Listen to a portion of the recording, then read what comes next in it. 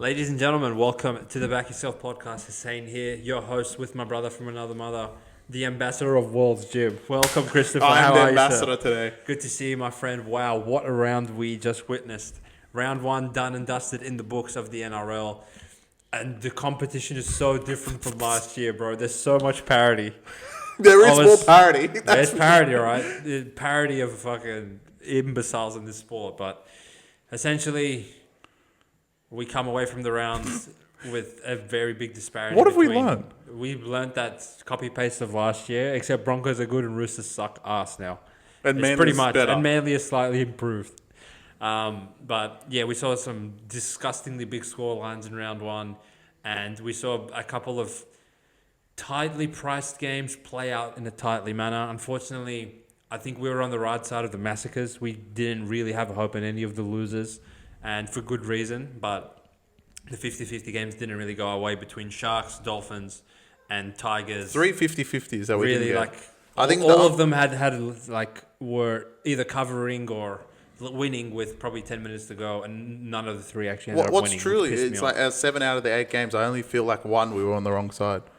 Warriors, yeah, I agree with you. I feel like all the other ones we were on the right side. So even today would have been an absolute if we didn't get the early line. But like, I don't know what to. If I was out there trying to take 19, like it would be very hard to not take 19. Even in hindsight, I still don't think minus 20 was the right side. Yeah, But it's still not. We'll get to Para and whether we defend them or not. Shout out to you, Seabass. But Seabass, before we go game by game, Chris, I'm going to make this a new segment for our reviews. Here we go. Worst team of the round. I want your 3 biggest takeaways of the round, please, sir. All right, biggest takeaways. First one, Brisbane are back. I didn't like how much they razzle-dazzle, but if it's going to stick, then these guys are just too good, so you can't do anything about it. Roosters, I was going to put Roosters in there, but I expected it, so I'm not going to say anything. You learned nothing out of I Roosters? learned nothing out of Roosters. I didn't learn anything on Friday. I felt like both teams were the same garbage, and I can't really say much about Tigers and Knights. Yeah, I know. We'll get to Saturday. Saturday, first game, look, Dragons, same old Dragons. I feel like that has to be one. The veterans helped, but the middle of the park was just, I don't care who you have. You cannot fix the middle of the park. And it actually, for Dogs, like, we'll get to the analysis a bit later, but every time they went to an edge, that's where Dragons were stronger. That's how dumb this team is. If they went to an edge, it was like, oh, like, Dragons are good here. Go through the middle, it's easier. Like, it's incredible. I think the middle of the park for Dragons is an absolute disaster. We'll get to that. And then my third takeaway, well, how can I have a round when Manly score 42 points and not call them the best offense in the competition? But I can't take that. I can't say that because they didn't score the most points. But what I will say about Manly is that watch out. And all you bandwagoners that now are going to jump on Manly, I was first, all right? I said it. Mid-year 2023, after they went to Magic Round and fought their tail off against that Brisbane team with no one, they went and made the finals, and now they watch out. I mean, fuck going to Brookvale. All right. I respect where you're coming from with your 3 takes. Well, you're gonna say all the dicks. I'm going to give the audience... I'm going to bring back to light some information that we already have covered, technically. So Warriors point number 1. Warriors, even in hindsight of watching Para go out and concede 46 points at halftime, Roosters mail it in, and Cowboys go and literally cower at the side of Olakau'atu. Warriors was still the most despicable performance of round one. Maybe in NRL history, in my opinion. Wow. I can't think back to a more god-awful performance than the Warriors one. They're that bad. Because, all right, these other cunts gave up, but Warriors just looked like they looked like a different fucking sporting code. Like they hadn't played rugby league before. So that's those picks. If you haven't watched the review, it's surely entertaining of the Vegas games. That was so shout out good. to my G's out there, but you guys was fucking despicable. I'm sorry, boys. And I'll be debuting a new weekly reel that I do where I give my power rankings and sneak peek alert. I had Warriors 17th. These cunts were fucking horrible. In a game you were favoured, you lost by 50 to Raiders. That can't be topped in my eyes. Bro, they actually lost by 22. I don't care. It's Raiders. Continue. Secondly, same old fucking Sharks. Same old Sharks. I didn't see that one Same coming. old Okay. Sharks. Literally, it's the same shit with you cunts. That you had the red carpet rolled out for you with what Penrith fucking ran out there and the injuries throughout the game, and having essentially one half playing the 6 and the 7 because Jack Coles is out there as a traffic cone, and you can't still lost. So same old Sharks so far. Not saying that's going to be the case going ahead. Are we doing just takes of Vegas? Like I thought we already got. No, through and it. my third one is, which I'll get to. I'll allude to it more, but same old fucking Tigers. And I'm going to get to you pricks. Wow. But we're going to start obviously with the thrill in. Charlie, I'm sorry, boys. Sorry, shout out to you, Charlie, but I'm sorry, mate. You guys will fucking piss me off. But we'll get to that. But before we can get there, we have to go to the Fortress. Fortress? The fountain of a stadium that it rains for 2 minutes and these guys have no drainage. Allianz crumbles in round 1 and they concede. Crumbles?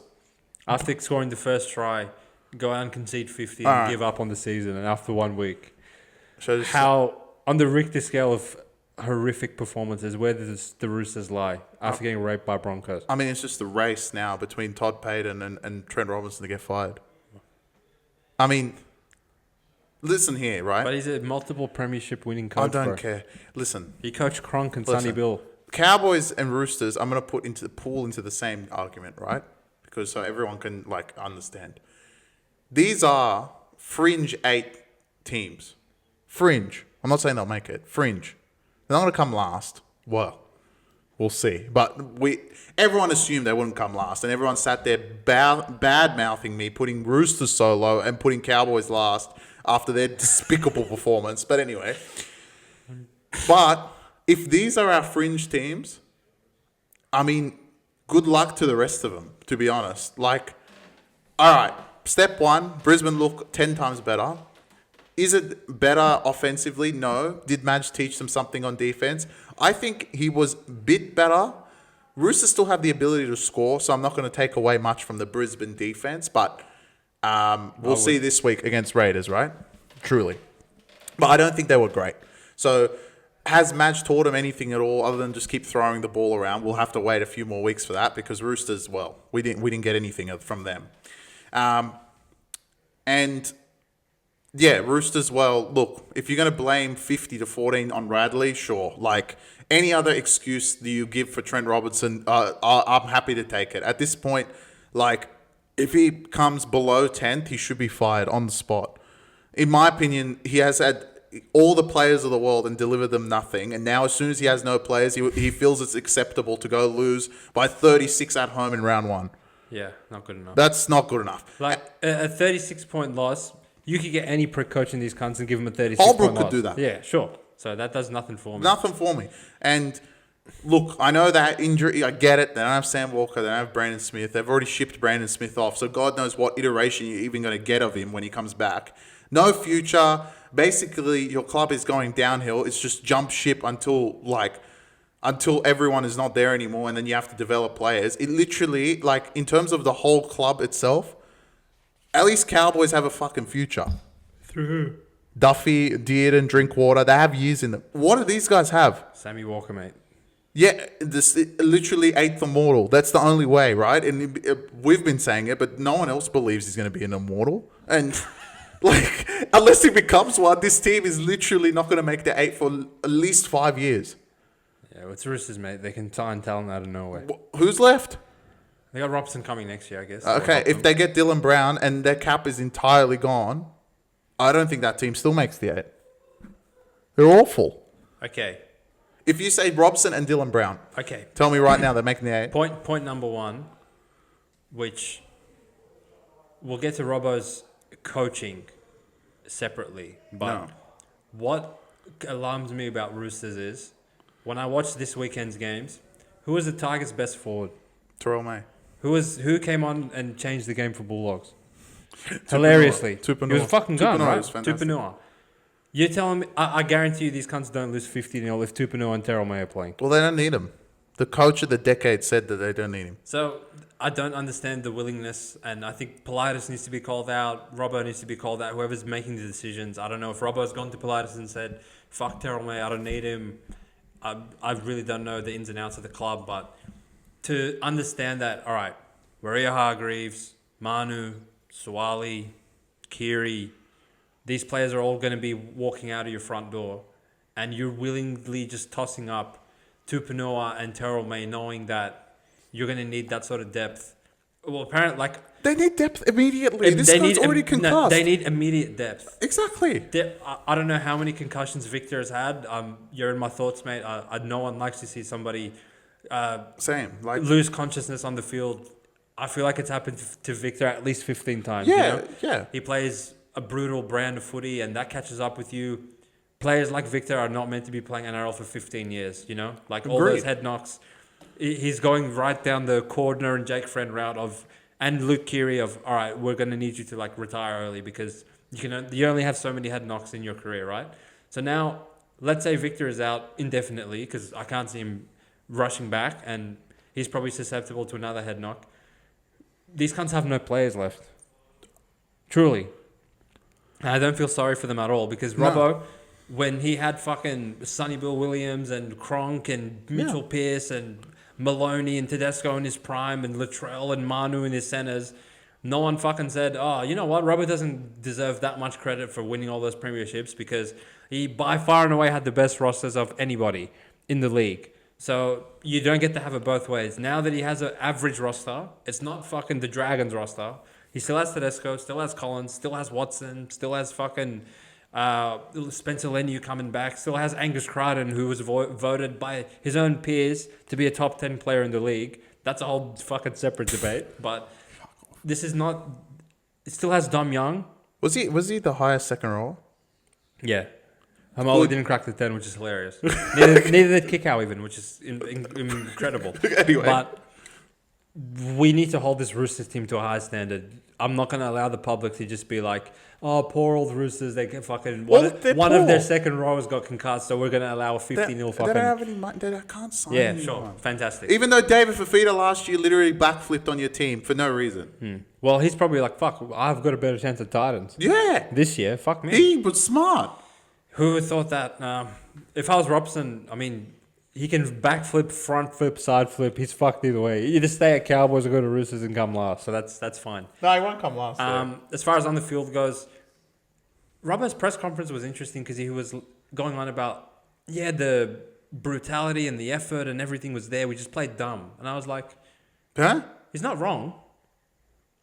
Even in the 65th minute, when these cunts would kick off after conceding a try, the first 3 tackles, these cunts were going shots on. I guarantee you they're going shots on just for them to then on 4th tackle be like, oh, we went shots on for 3 tackles. We'll just give up now. Go back and look at all the Broncos tries. They gave Haas 100 meters in 30 minutes. I know. Every short side play that Brisbane ran, these cunts were lucky it was raining, by the way. Otherwise, you would see 66 on the board. Any short side play, any 5th tackle option where they just ran the ball and all the Roosters players had given up. That to me is a sign of poor coaching. Yeah. The players aren't concentrating, they're not focused, and they don't give a fuck enough of a shit about what Robbo's telling them in the sheds and before they run out into the field. Fascinating. They're not listening to Robbo. To do the little 1%ers, right? You don't see that out of Melbourne. You don't see that out of Penrith. Even to a lesser extent, you don't even see that out of Sharks and all these other losers. And you see it out of Manly, but they make up for it in other ways. So this Roosters team has consistently been poorly coached for years now, and now that they don't have the talent to hide for that fact, now they look fucking horrible. So... Again, I came on and said, all right, 2 weeks of preseason, you can't mail it in. Let's see what you dish out in round 1, and you mailed it in again. So now that you go play Penrith, let's see if you mail it in again or not. On the Broncos side of things, I'm not convinced with you fucking scumbags yet either. You played a team of quitters, we'll see. Well, look, everyone here can keep Robbo accountable. If next week they don't go show effort against the Penrith team, which we know is going to show effort no matter what, then we'll see how good they are. Yeah, and then I feel like the pressure will start mounting on them as a club, and I don't trust their footy character to bounce back. No, I don't trust anything to do Brisbane, with Roosters. Did you send a fucking competition statement that, we can put 50 on anyone? Of course you did. Did you play the Magistrue style of footy? I don't think you did. No. Even it's a concern. Truly, the alarming try the Roosters scored in the 7th minute, I was like, that's not really what I was looking at for out of Brisbane. Did they score a lot of garbage? Broncos, yeah, they did, but it kind of all stuck for them on the night. We'll see them in Canberra this weekend, and they're The forward pack looked really fast. The only thing I'm thinking is like, all right, we did our job, and they played first. Yeah. I feel like Roosters kind of got a layout. If Brisbane were like the last game, Yeah. you could have seen 70. And what helped Roosters was Para conceding 70 and Cowboys conceding 70. That was because Brisbane went out and scored 70, and Manly were like, hold my beer, and then Melbourne were like, hold my beer, literally. Whereas if those two games were a bit more like nip and tuck, then we'd be like, oh shit, Roosters lost by 50. What the fuck are they doing? Yeah, exactly. So yeah, Brisbane, the jury's out on you guys still, in my opinion. And well, you're the Roosters, public team. What the fuck are you? Maybe guys they're doing? the bandwagon, but I still think it's Manly. Yeah. We'll see. But moving on. You can keep talking. Moving on to Friday night, which was a horrific night for the Back Yourself podcast. And I would say a horrific night of the product of rugby league on display. Well, we needed unders. Obviously, I'm doing a lot of research as the week's going on, and any comment section, NRL page, either clubs pages. Obviously, the Knights and the Souths fans were just happy to get a win, but both won in ugly fashion. There was not much on display in terms of what these teams dished out, but obviously we'll start with the Tigers. Your upset alert, Chris. Close but no cigar with the Tigers. Covered and didn't. Should get a half a point for that. Covered but didn't get this actual win. They did cover the 2.5. Hilarious. All right, we're gonna sit here. Everyone that watches the podcast, we're gonna sit here, sit back, look. When you're watching 5 or 6 of these teams in the NRL, which I think we'll allude to them a bit later, but everyone should know who they are.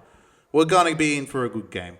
When we watch the other 11 teams, get ready for garbage. Simple as that. Look, Knights literally could have scored 20 points before halftime. Yeah. But it's Knights. And I mean, from my book, I actually got that part right. Knew Knights would mess it up.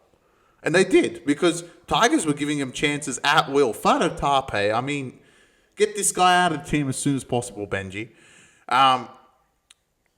Galvin looked like he was playing by himself. He's young, but Luai, I don't think Luai has really got him by the head and said, look, mate, pass the ball.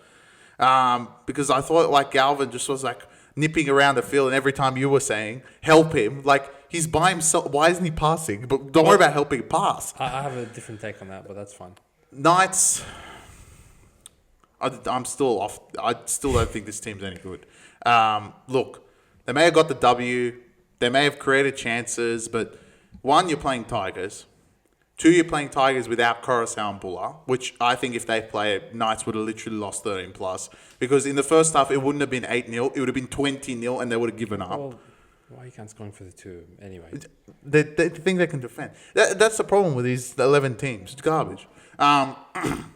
So I don't think Knights are any good. So you can probably get an insight into my preview for round 2. But Tigers, I'm going to forgive him. You can't have no 1, no 9, and Heath wasn't any good. We agree with that. I thought Hope was all right, but he didn't play a lot of minutes. Talon De Silva. He didn't give me much hope. De Silva was truly awful, as per usual. He's a horrible player. And the forwards were okay, but nothing that we expected going into the season that they should be better. But again, Coruscant makes all your forwards look better. So I can't remember how many times he let Seyfarth crash over on the score, and he's probably one of the worst forwards in this pack these days. So look, I am not judging this team based on that performance. And Knights, look, you won 10-8, you got the victory, everyone was happy about it. This is your team. This is what you're going to run out there 17 weeks or every game. I don't think it's good enough. I don't think Tigers dished out a good enough performance, in my opinion. Fair enough. And what's lost in this, and you're kind of playing both sides of this fence without even realizing, and this is what pisses me off about Tigers Nation defending these cunts after losing this match. This is not. We don't want moral victories in this club anymore. We've had 5 years of moral victories and no actual victories. No, but you, as we alluded to in the preview, got Knights in round 1 in Campbelltown Stadium. I understand Buller wasn't there. I understand Coruscant wasn't there. I understand if both of them played, you'd probably win this game. And what crawls my skin is the narrative coming out of this game of, oh, I'm so proud of Tigers. They played so well. They held Knights out for so long. And, oh, they almost won, but the Knights got them in the end. I'm so proud of Tigers. They're so good. Where, yeah, you played a Knights team devoid of any semblance of a kicking game But this is all they whatsoever. have. But this is all they have. I'm getting that. Any kicking game was literally embarrassing what Knights were dishing out. Fair enough. Right? Knights had 17 errors. So Knights essentially came into your building, That's nice. dropped it 17 times, gave you cunts an 8-point lead, and still won. And we're sitting here saying Knights are garbage. They are. And they still beat these cunts. They have nothing. What's their... What else? Okay, they had 17 errors. Say they had 10 errors. What do you think the full-time score would have been? 28-8? No.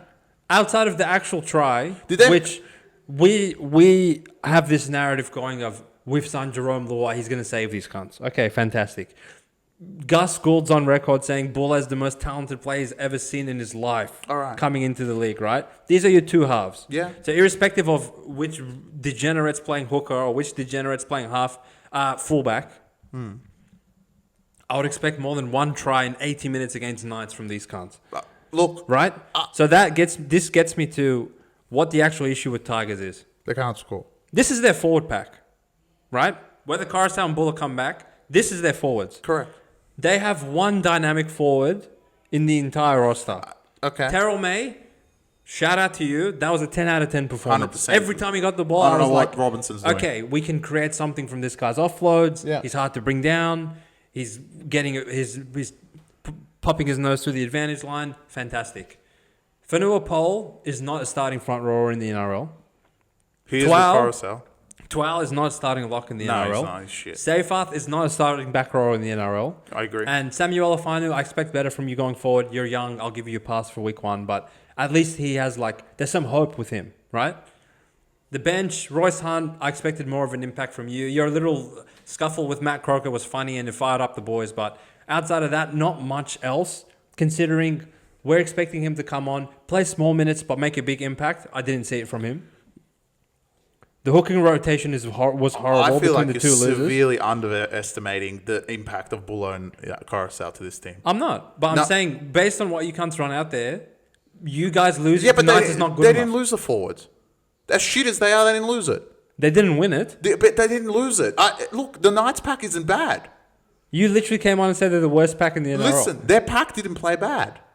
The Tigers pack. Both teams, the Knights pack is not on paper is not a bad pack. I know they're shit though, because they should have dominated this Tigers pack. I agree. They did. No, they didn't. They dropped it 17 times. No. The Okay, meterage and yardage. There's a reason Tigers fucking didn't even get a chance in the second half to try and score. Literally, they are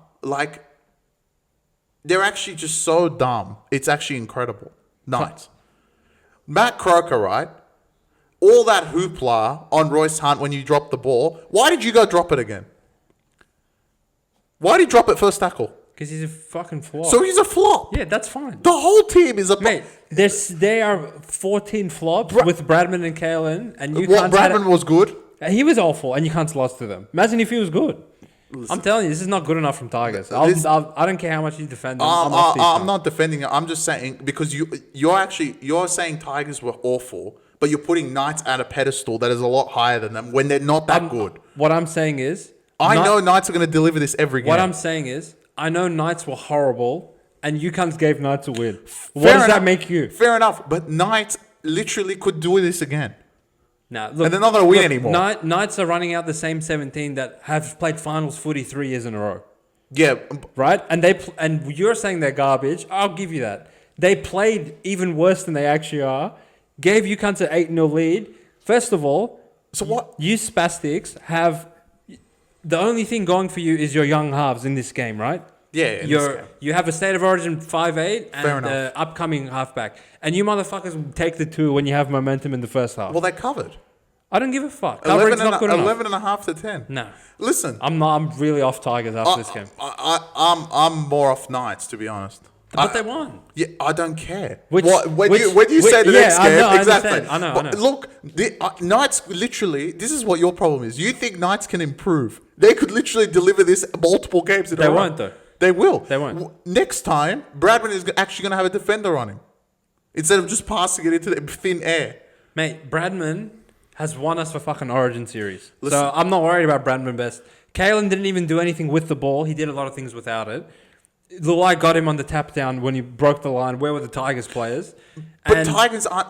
I know Knights can play better than that. What I'm saying is, I don't appreciate this narrative that I'm so proud of Tigers. They got a moral victory against Knights, who are hopeless and played even more hopeless than they actually are. No, Tigers didn't go and lose 10-8 to Manly or fucking Penrith. They lost 10-8 to a Knights team that completed 61%. That's pathetic. Nah, when you really sit and think about it. When you have your best, arguably your best player and your fullback out. Nah. Let's see arguably. Let's see what Knights would have done without Kalen. That's not really a like. I know, I get it. But you put Buller because you put Buller and Coruscant together. You taking Kalen or Buller and Coruscant?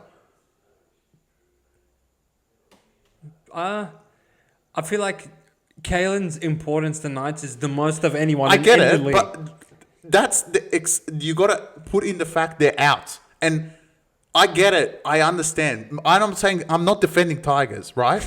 I think you're just putting Knights at a level that they can play better. I don't think they can. This is not even about Knights to me. If they can't play better and that's Knights, that's even worse. Yeah, that's what I'm saying. From Tigers. No. That's the best Knights could dish out, and you can't gave them a win. Yeah, but the next team gave South a win with the same garbage. Yeah, I know, but they had external factors. No. Look, if you're going to give that point, then you got to accept this point. I'm telling you, this Knights team, if there wasn't for quitters, because Knights won't quit, right? Yeah. They literally could come last. They're truly awful. They're not. There is no reason to go there. There is nothing. What was their excuse for making 17 errors in round one? It's round one. Like, teams are rusty. That's fine. To make 17 errors and win, I'll be like, you know what? Okay, if possession evened out a bit, these cunts would have won 13 plus.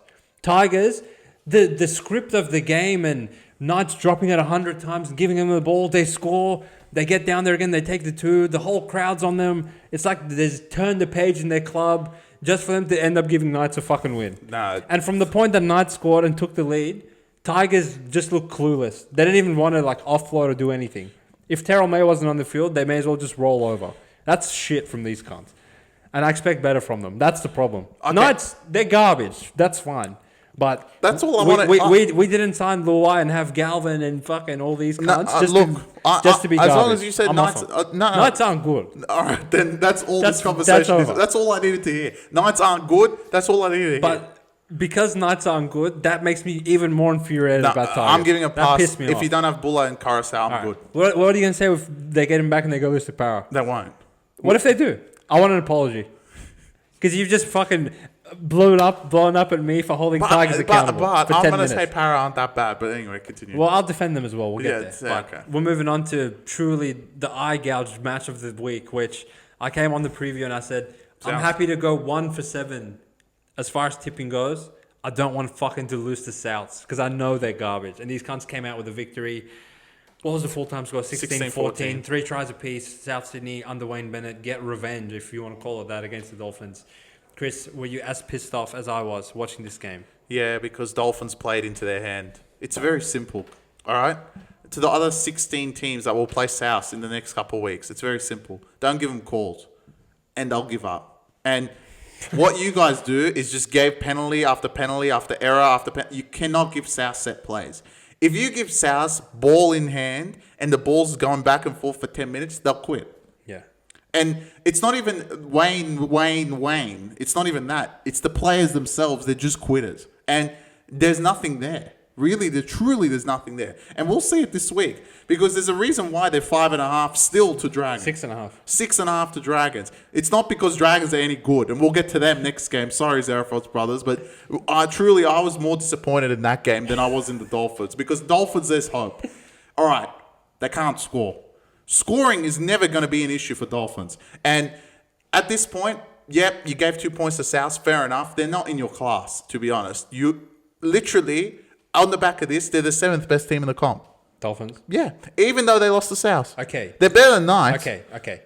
The optics of Dolphins losing to South, if you just blindly didn't watch the games and you come away from the round, you're like, wow, they gave South a win. Correct. It's not good. No. But from what I saw on the field from both of these teams, if Dolphins played Souths again tomorrow, I'll put 50K on Dolphins. Yeah. They're 10 times better than Souths. I know. Right? Obviously, they had the up and down week with the players in and out and the cyclones, and I'm sure that played a factor in the psyche of the players. What did we say coming into the season about the Dolphins? Their forward pack is like extremely underrated. Yep.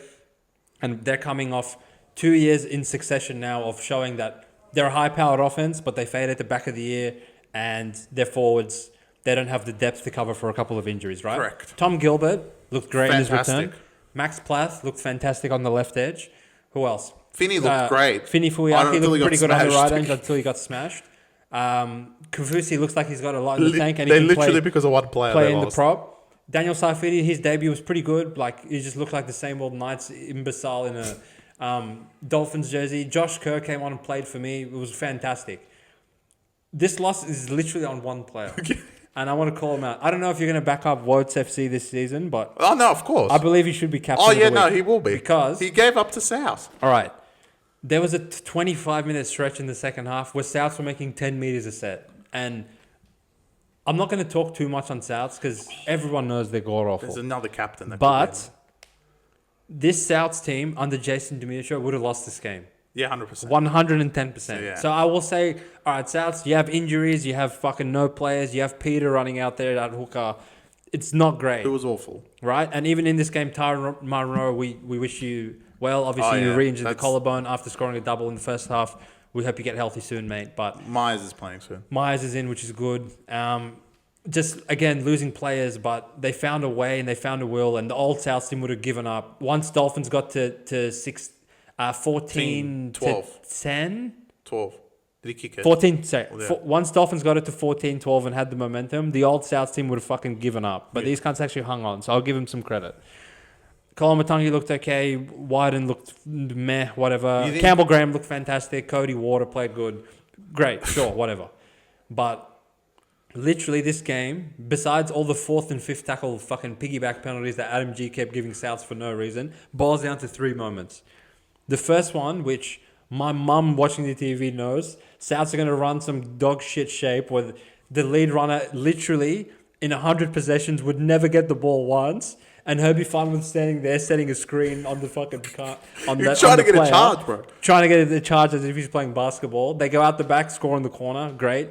Dolphins score some garbage. And then whatever. he does it again. And then 2 minutes later, Farnworth is setting a screen on Asako this time, so it conveniently bounces off fucking what's the South winger's name that got injured? Munro's Munro. leg. He scores again, and then late at the end of the game, where Dolphins actually got the lead, he comes in on Kolomatangi again, and they just go out the back, and the winger scores for the 50th time in a row. So, literally, in my mind, this loss was on one player. Yeah, I agree. And Junior Tupou was really bad. Junior Tupou was bad. I don't even think Hammer, He did nothing. his at all. head wasn't there. I hope them going home, come back and destroy Knights.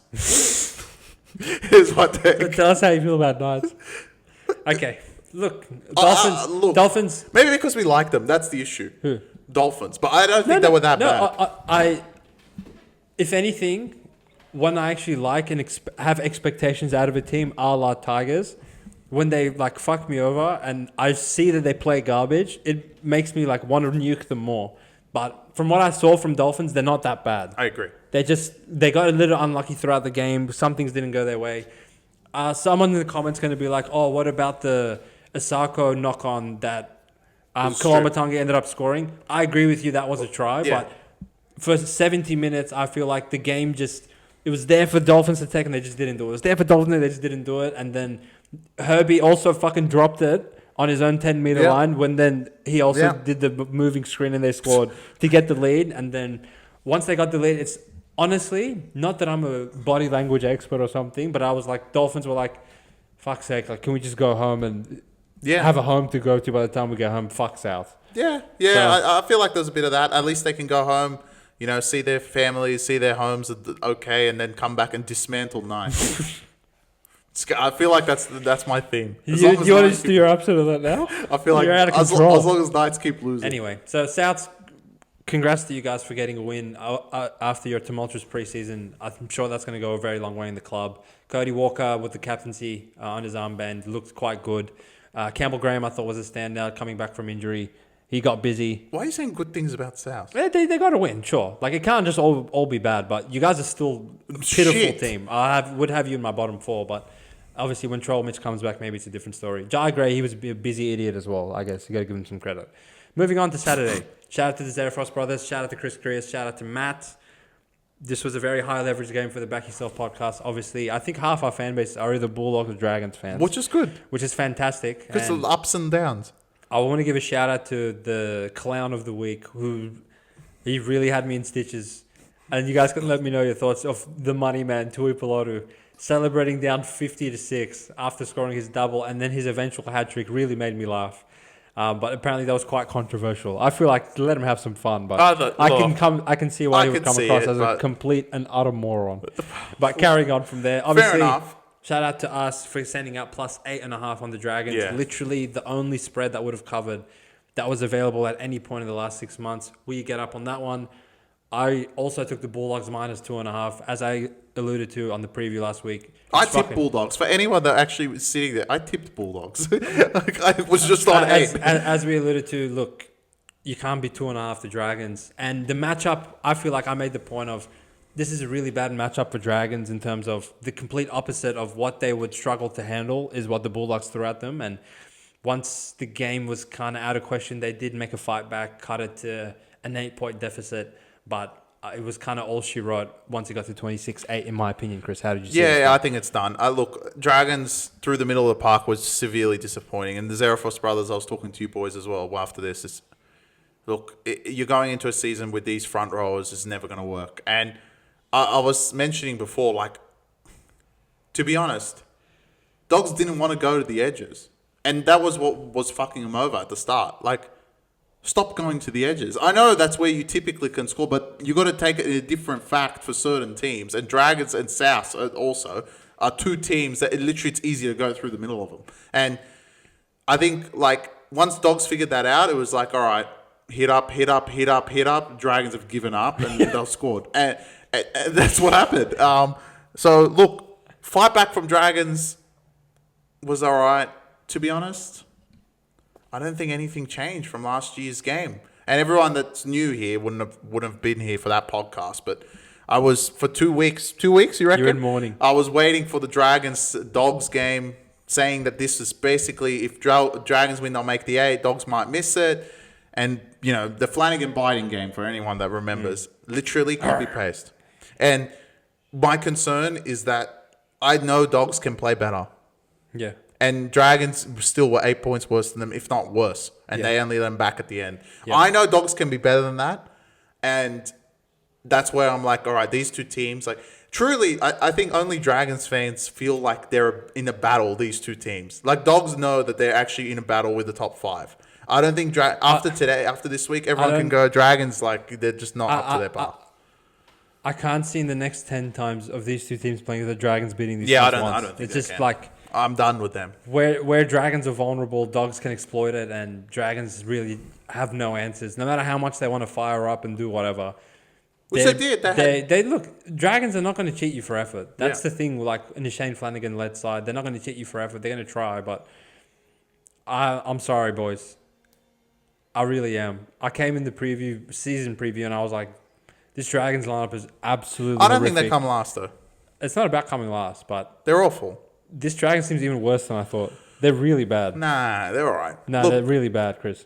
I understand it's week 1. They still scored 20 against Dogs. Dogs, this is my beef with Dragons. You cunts got all the calls in the first half. Yeah. Your talent perceived, or where you're most dangerous on the field, is on your edges, right? We know they're a disaster in the middle of the park, and anyone can generate momentum against their middles. That's fine. First try, simple shift out wide. Against not a top 10 player. Sully comes in for no reason. They score in the corner on the left side, the Dogs' left side. So that's where Holmes and Fee and I are defending, right? Next try, scrum play, simple shift out right. Dragons look like they're in kindergarten. They can't even count to be like, oh, they have 3 players. We should also probably have 3 players. Concede straight away. So where your perceived edge would be on other teams out wide, you can't back down to Bulldogs, and literally every time Dogs shifted out wide, I was like, Dragons are going to concede.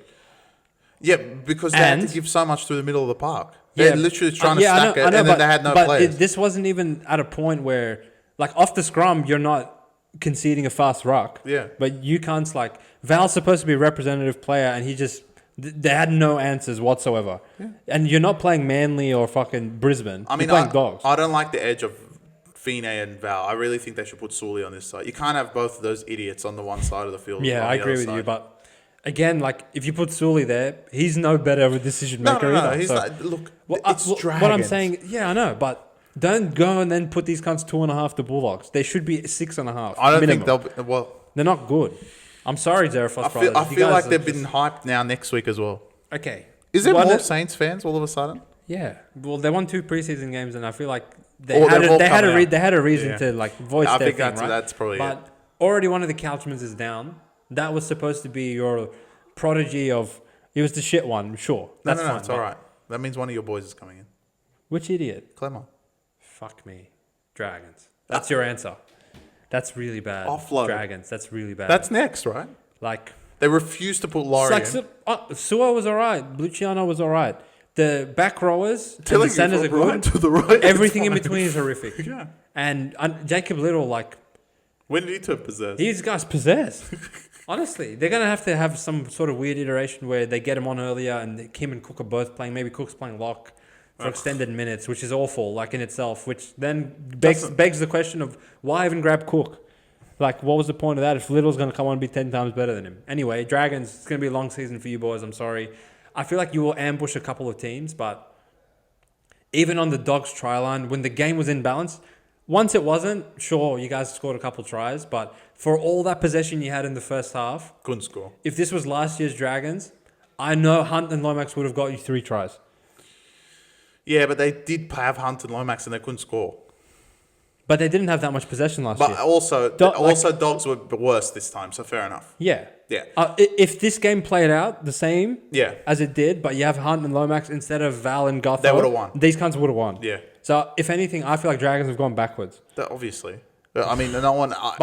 unless you... At Zarefos Brothers, you could say you guys literally went backwards this year. No one expected this year that you guys would be any better, in my opinion. Yeah. Well, again, like... It's just not good enough from Dragons, but again, they don't have the talent. They got rid of Hunt and Lomax. So. But then again, don't put them 2.5 to Dogs. They're not anywhere close to them. Dogs, on the other hand, literally copy paste of last year from you guys, just slightly better. Tupouniua's a good pickup. Kurtman's back. Another year with Burton and Sexton together. Connor Tracy looked like he had a bit more confidence. Obviously, Carraz wasn't there. He's probably even a slight improvement over Wilson. They can play better. The Dogs missing Sam Hughes as well. Saluka Fafita actually looked like he looked like Haas's little brother. That was good.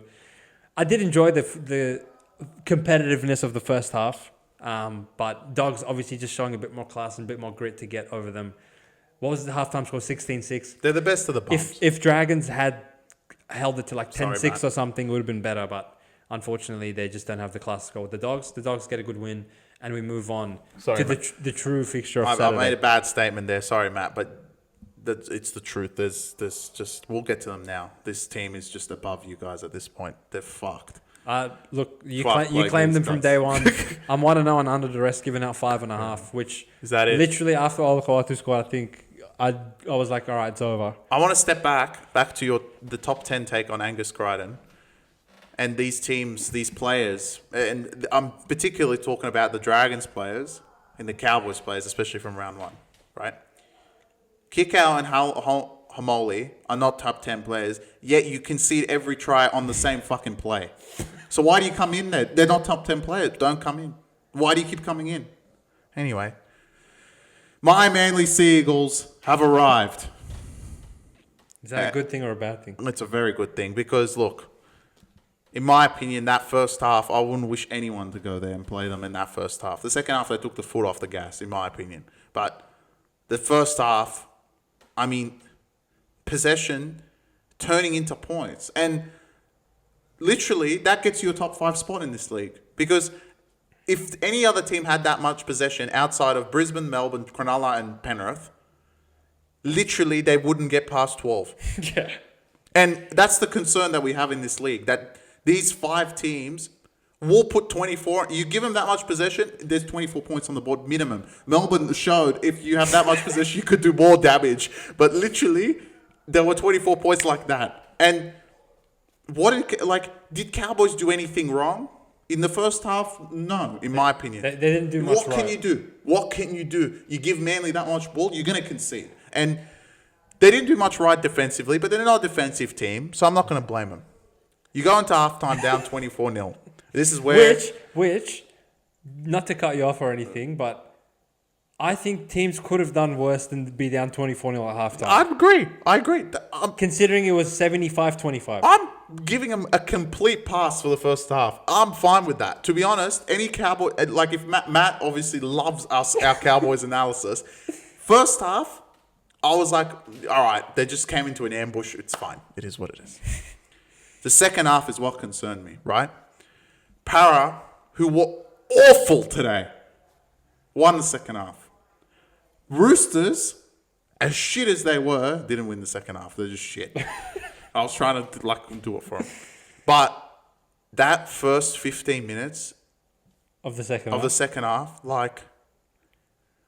the fact there was a stat that Manly were getting a line break every set, that is one, there's two things. The mentality of the players themselves, because they clearly went into halftime like, we're already fucked, we can't come back, it's over. We'll give up. Two, I'm sure Todd Payton said, absolutely barked orders to another level to them, wake up. You didn't listen to him, clearly, because the 3 tries on the other side of halftime were just piss weak. I mean, that right edge raid when Garrick scored, Saab literally had maybe 2 inches from the touchline, and Murray Talangi looks at him and Saab just walks past him. I mean, what type of, where is your shots on? Yeah, I'm an Origin player, I shot him on and put him out. Or when you defend your try line convenient against New South Wales every 2 seconds and don't let anyone score, you're the best lockdown defender ever. And you see Saab and you go, oh, okay, yeah. Absolutely awful. In my opinion, if there wasn't for Warriors, they would be last in my power rankings. That second half just proved to me who Cowboys are. Yeah. And like I said at the start of the year, it doesn't get any easier. You play Cronulla next, and then you play Brisbane. So you play the whole top 5, in my opinion, 3 weeks in a row. And this is not a fairy tale season that you guys start 2-0, then go lose to Brisbane, you're 2-1. You literally could be 0-3 if you lose all 3 of those games. And I'd love to see the back end of the season when you're chasing wins. You couldn't even chase the halftime score, let alone chase wins through a season. They're literally on track to come last. Yeah. Yeah, for our wooden spoon Cowboys take, $19, it's off to a flyer. I mean, fuck me, that first 55 minutes of the game when Manly were actually trying was scary. It was a scary sight, but you're going to defend them. I know that everyone's kind of waiting for me to come on and gloat and obviously I'm going to gloat. Push my chest out and be like, see, I told you Cowboys are god-awful. I could probably name 9 teams that would have been down the same scoreline, if not more, at Brookvale. 100%. When Manly were running that shape and 3 minutes into the game, I was like, I would be surprised if this isn't 76-0. Well, look, there was that try, right? The turbo tip on, which is absolutely ridiculous. Yeah. Who the fuck's going to defend that? The other try that they scored. The soft ones, Burbo was soft. Simp. Burbo was why the hell did Drinkwater not go catch it? Yeah. That was the one. How can you let Lehigh go catch it over you? Yeah. Well, Drinkwater's never been good at that, so that's fine. Sipley's one was just piss weak. No, the Cherry Evans one. Yeah, it was really bad. And the bad. Saab one. Yeah, the Saab one where they played the short side with 1 centimeter of room and actually went past and was bad. But the Cowboys team is just... I don't think people actually can sit and really... Because you guys hear what I say, but you don't really listen to me. The lineup is shit. It's dog shit. Halfback, shit. Both centers, shit. Braden Burns, shit. McIntyre, shit. McLean, shitter than him. Bateman, embarrassing. Nanai, look, he's an offensive player. That's okay. He's not a bad player. Cotter's good. anyone they brought off the bench, shit. Except Neem, he's pretty good. Yeah. So And those forwards are better than Taumaloa. the Cowboys team literally just degenerates into, what can Dearden and Drinkwater do with the ball? That's it. There's nothing else to them. Yeah, there's nothing. And if another team gives up to them in the middle, Cotter, what's his name? Ruben Dubin. Reece Robson can probably scoot, and no one he's too fast in the middle. And if you put him up against South or something, he'll probably make some shit happen. Outside of that, they have nothing. Defensively, decision making 0 out of 10. Resilience on the goal line, general 1 to compete, 0 out of 10.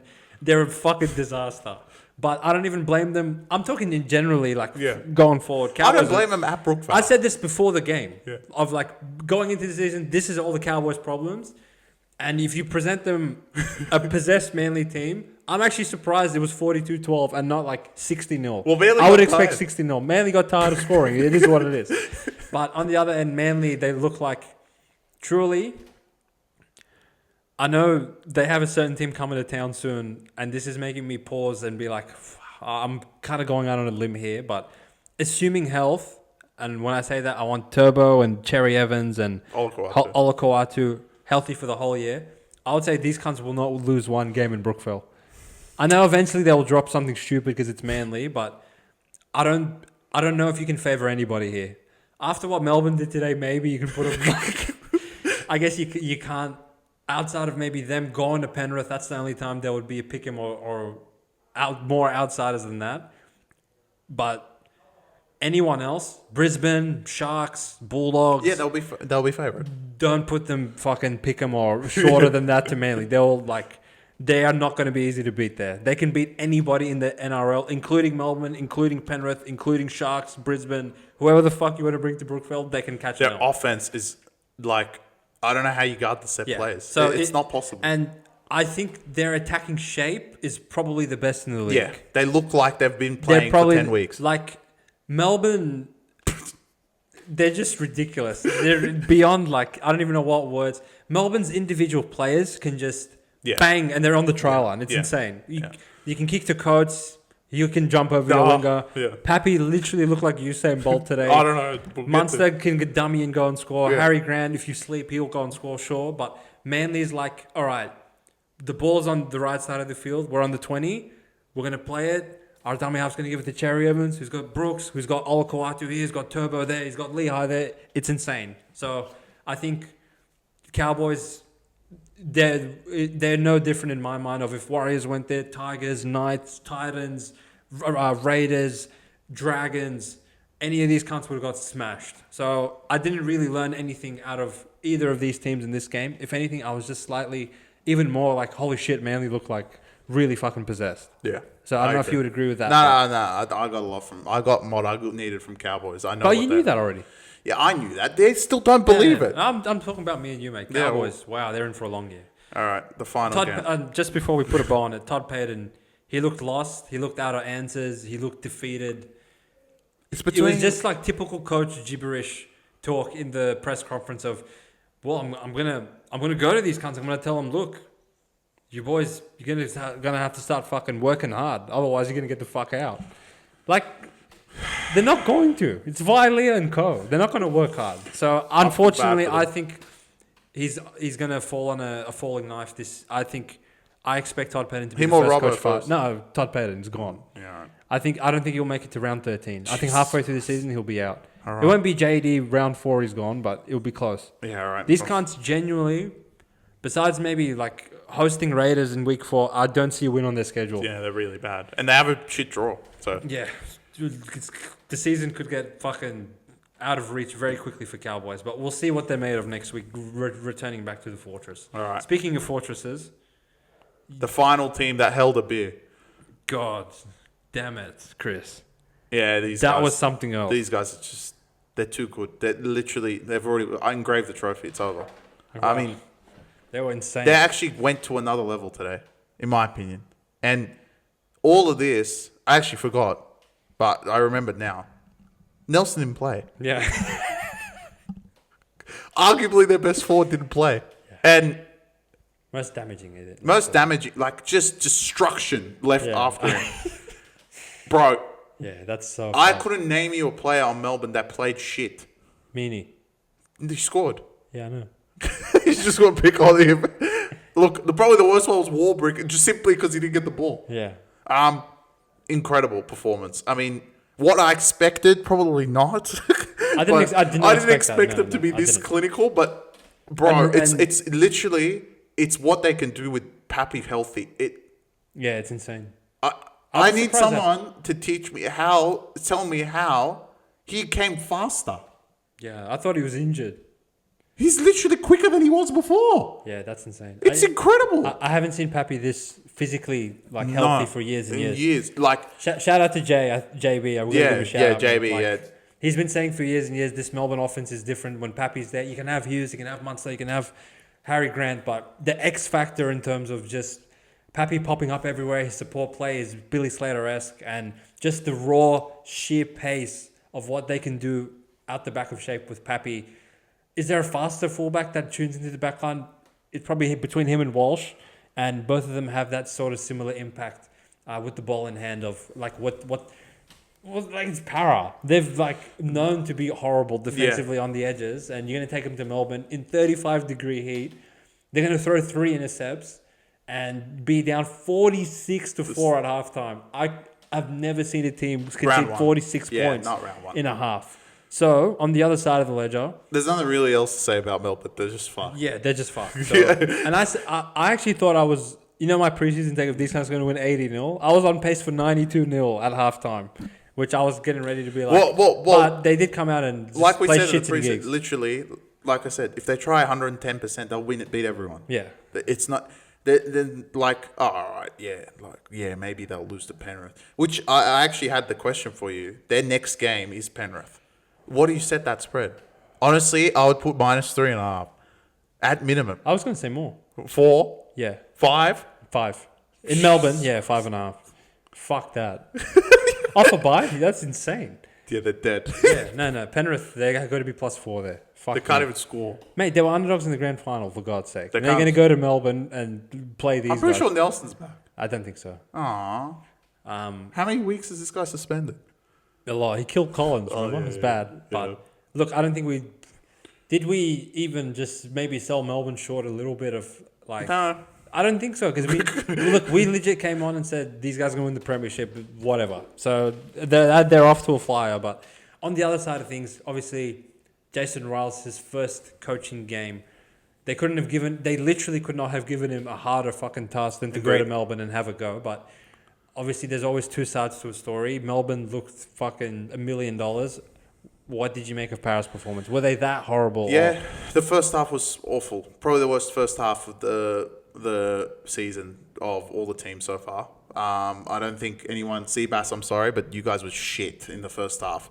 Everything that you shouldn't be from last year was there. And, you can't even expect playmakers, Dylan Brown, Alungi, Lomax, what the fuck are they supposed to do? These kinds of walking through the middle of the field. So, look, Para, first half, truly I sat there and went, this is the same garbage, and I'm good. And now time to defend them. Because out of all the smashings, Para is the only team that responded. And I get it. Melbourne are the typical team to take the foot off the gas. Fair enough. You can have that point. Sure. Look, I don't think Brad Arthur would have got these troops to literally go there and go, all right, we're going to go and try and win something, get something out of this game. They did that. The other teams that played any of these top 5 teams, which are in their elite class on their own, Roosters, I don't even know what the second half score was. It blew out. They got pumped. And Cowboys, as I explained to you, literally let Saab walk on a tightrope and got past Talangi. Para went into the most points Melbourne had scored, I think, in a half in the NRL. Went into halftime. We're down 46-6. Ryles in his first game as a head coach, whatever he said, in my opinion, because they came out in the second half. Sure, they conceded a few tries.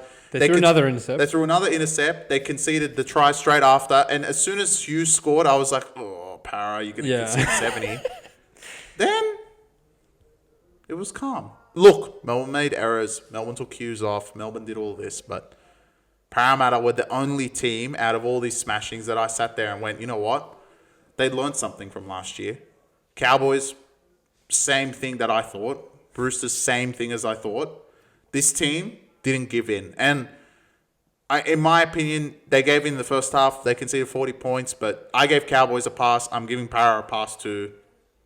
You guys are fucking awful. Take it back. Get out of the system. And Para actually did it. Cowboys sat there and went, we want to go home. This is too much. Yeah, fair enough. I don't think you're doing enough justice to how despicable the first half was. I'll leave you for the despicable side. It's not even a thought in my mind that someone can go out there and concede 46 points in the first half. Look, I don't know. Because as critical as you were of Roosters, who conceded 50, Para essentially went out there and conceded that in the first half. I know. Which is... We'll take Roosters there. Fuck me, man. Imagine Roosters went there. They wouldn't be down 46-6 at halftime. I actually only think Para could have done that. To the extent of these cunts mailing it in. You're right. 46! But it could have been more than 50. But 6 in the second half. Would Roosters end conceding 56? Yeah. It just would have happened differently. Yeah. Maybe they would have gone 20 at halftime, 36 in the second half. Yeah. Para, I think the second half was enormous for these guys. Yeah, I know. Enormous. That's what I'm saying. They're not for their own psyche. Yeah. Of now when they go and prepare for their next game against a massive step down in the opposition. Coruscant and Bull are back. Tigers are no slouches when those two play. But you go from playing in Melbourne to now playing in Bankwest. And now you're underdogs to Tigers who just lost the Knights. Right? All of a sudden, that preparation for the whole week, Riles can draw on boys. We got fucking ambushed in that first half. There's no doubt about it. We need to be better. But when we actually fucking woke up, the game was competitive in the second half. Agreed. We went and threw 3 intercept tries. Melbourne fucking fumbled and bumbled, whatever. At least it didn't copy-paste itself. We didn't also go and concede 5 converted tries in the second half to make this 80, 70, whatever. It could have got to any point. It could have got anywhere. Para was willing to allow Melbourne to get this to 90. These cunts could have got it. But at least they looked at Riles at halftime and were like, we're not going to quit on you yet. Yeah. They could. They definitely could have. And they didn't quit. I like the backup hooker that came on. He was fantastic. He looked fantastic. He needs to start immediately. Couple effort plays for him were really good. Volkman looked particularly bad.